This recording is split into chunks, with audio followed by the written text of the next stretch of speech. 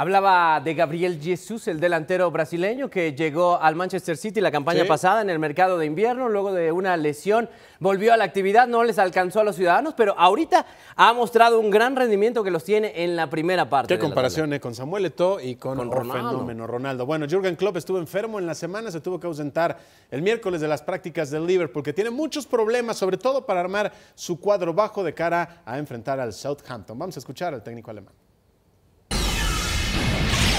What we know, what we knew before the last games, that we have to improve defensively.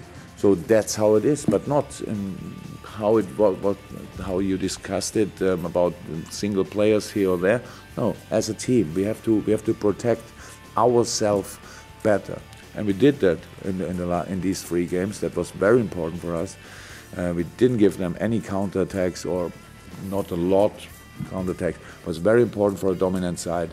And that's what we have to do again. But Southampton is a different team. Southampton, I think, is 4th in the table in possession. So that's quite impressive. Didn't get too many points so far, but probably feel still good in their situation. So they will be confident, and it's our job to make them less confident during the game.